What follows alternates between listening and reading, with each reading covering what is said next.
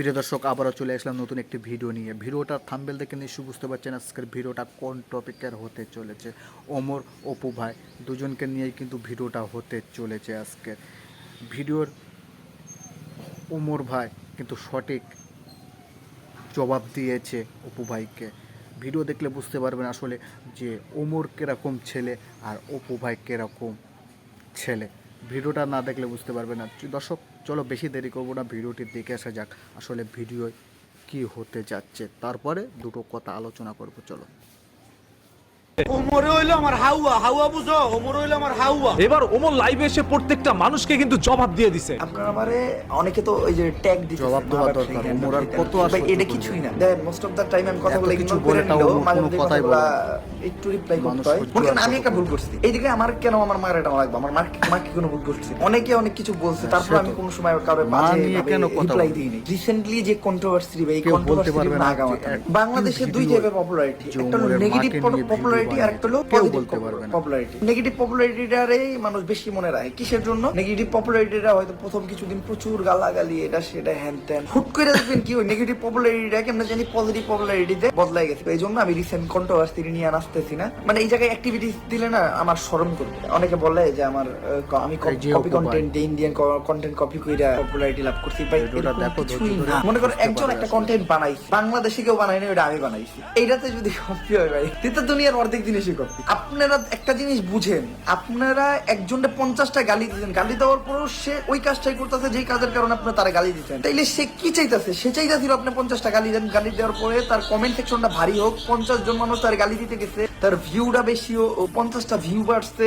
এইটাই ভাই, আমি কাউরে অপমান করে কথা বলি না। দেখেন আমি তাদেরকে নিয়ে এই কথা বলি যাদের মান নাই। অপমান তাদের হয় যাদের মান আছে ভাই, এই কথাটা আপনাদের বুঝাইতে পারি না। অপমান তাদেরই করা যায় যাদের মান আছে, যাদের মান নাই আমি কেউ বলতে পারবো না আমি কারো পার্সোনালি চলে গেছি, এমন কিছুতে চলে গেছি যেটা পাবলিক না। আমি সবসময় পাবলিক করা বিষয় নিয়ে আমি কন্টেন্ট বানাইছি। পাবলিক করা বিষয় কোনগুলা? যেমন একজন ক্যামেরার সামনে যা করতেছে, কেউ বলতে পারবো না আমি কারো মারে গালি দিয়া, কারো ফ্যামিলির গালি দিয়ে এরকম করছি। অনেকে অনেক কিছু বলছে, তারপর আমি কোনো সময় কারো বাজে ভাবে রিপ্লাই দিইনি। রিসেন্ট টাইমে একজন আমারে গাঁজাখোর বলছে। আমি আমার জীবনে আমার ভিডিও ছাড়া আমি সিগারেট পর্যন্ত খেয়ে নেবে।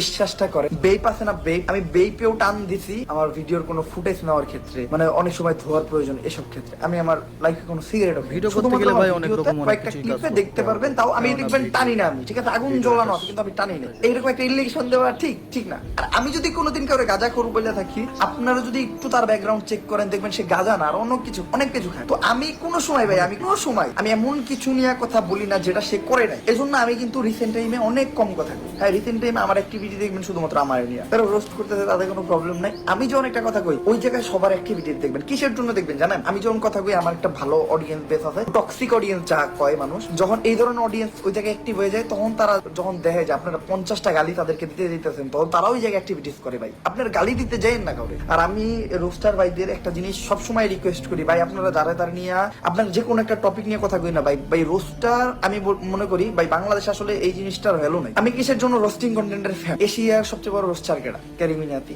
বাংলাদেশে রোস্টিং কন্টেন্ট মানে রোস্ট করলেই স্ট্রাইক, এটা সেটা। বাইরের দেশে কিন্তু এরকম ঘটনা ঘটে না, ঠিক আছে? তো রোস্টিং কন্টেন্ট বাংলাদেশে ডেভেলপ হবে কিভাবে? একটা দেশে রোস্টিং কন্টেন্টের প্রায়োরিটি থাকা উচিত। এই রোস্ট যতদিন পর্যন্ত আমরা পজিটিভলি না নিতে পারবো, ততদিন পর্যন্ত আমরা নিজের পরিবর্তন। যে একজন মানুষ করতেছে যে জিনিসটা বাজে, ওই জিনিসটা একটা রোস্টার ধরাই দেওয়া হইলো, মানে রোস্ট। আর এই জিনিসটা যখন একজনকে ধরাই দিব তখনই তো সে তার ভুলটা বুঝতে পারবে। এই জিনিসটাই বাংলাদেশের মানুষের মাথায় ঢুকে না। তো বাংলাদেশে যদি এই যে স্ট্রাইক, তারপরে মানে কি মানে কেউ কাউরে নিয়ে রোস্ট করলেই এইটা সেইটা হ্যান ত্যান যদি না আয়া পড়তো না, তাইলে বাংলাদেশের রোস্টিং কন্টেন্টের একটা ভ্যালু থাকে। আমি গ্যারান্টি দিতাম বাংলাদেশের মনে করেন টপ সাবস্ক্রাইবার ওয়ালা ইউটিউবার থাকতো একজন রোস্টার, ঠিক আছে? কিন্তু আসলে ঘটনা এমন না। বাংলাদেশের রোস্টিং কন্টেন্টের কোনো ভ্যালুই নেই। হ্যাঁ, ভ্যালু আছে আমাদের মতো টাইপের যারা আছে, যারা রোস্টিং টাইপ কন্টেন্ট বুঝে, তাদের কাছে ভ্যালু আছে। খোলা মানুষের অনেক কিছু মিথ্যা হইতে পারে, ঠিক আছে? চোয়ের পানি মিথ্যা না। আমি আরো দুই ভিডিও আমার যে ফোন দিয়ে লাইভ করতে এই ফোনে আছে, আরেকটা ভিডিও আছে যেটাতে আমি পাগলের মতো কান্না করছি। এটা ইমোশনটা আপনারা বুঝবেন না। আপনারা আমারে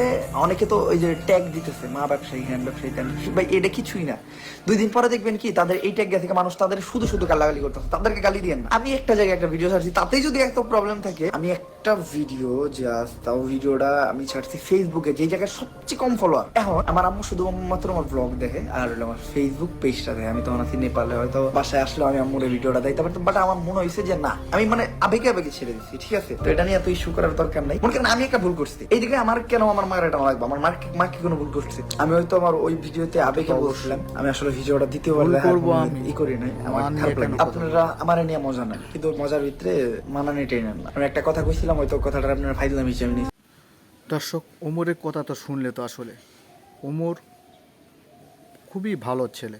ওমর যে বলছে যদি আমি ভুল করে থাকি তাহলে আমার মাকে কেন কাল দেবে, কিন্তু ওমর কোনো ভুল করেনি, কিছুই করেনি। ওমর মেন বেশি ফলোয়ার্স হয়ে যাচ্ছে, ওমর বেশি ভাইরাল হয়ে যাচ্ছে এই কারণে। ওই যে অপু ভাই নিশ্চয়ই ওর ভিডিওগুলো দেখেছো, বউকে নিয়ে কীরকম ভিডিও তৈরি করছে, ওই ছেলে ওমরকে গালাগালি দিচ্ছে মা বাপ তুলে।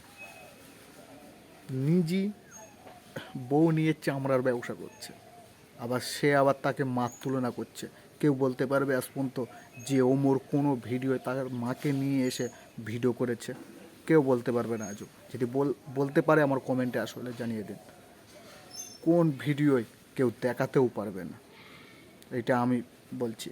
দর্শক, আজকের কি হচ্ছে, কেউ উঠতে চাইলে তাকে বদনাম দিয়ে নামানোর জন্য মানুষ উঠে পড়ে লেগেছে। আরে ভাই, ও কমেডি ভিডিও করে টাকা ইনকাম করছে, আর তুই তো তোর বউ চামড়া বিক্রি করে টাকা ইনকাম করছিস। এই হচ্ছে কি রে ফারাক। নিজেই কী করছে তার করতে কোনো এ নেই, আর ওমরকে এই অবস্থা। প্রিয় দর্শক, আজকের ভিডিওটা খুবই দুঃখজনক, কেননা ওমরকে কারোর মাকে নিয়ে কথা বলে না কেউ ভাই ঠিক থাকবে না। তাও ওমর তাও ভালোভাবে লাইভে এসে ভালোভাবে এ করে কথা বললো, সব তো শুনলে। দর্শক, আজকের ভিডিও এই পর্যন্ত। সবাইকে অনুরোধ করব ভিডিওটি বেশি বেশি করে শেয়ার করে অন্যদের দেখানোর সুবিধা করে দিন। আর ভিডিওটি কীরকম হয়েছে অবশ্যই কমেন্টে কেউ জানাতে ভুলবেন না। ভিডিও অনেকে দেখছো কিন্তু সাবস্ক্রাইব লাইক কিছুই করছো না, অবশ্যই করে দিন। নতুন কোনো ভিডিও আপডেট করার সাথে সাথে সকলের আগে তোমার কাছে যাবে। খোদা হাফেজ, ভালো থাকবেন, সুস্থ থাকবেন। নতুন কোনো ভিডিও খুব শিগগিরই আবার আনবো।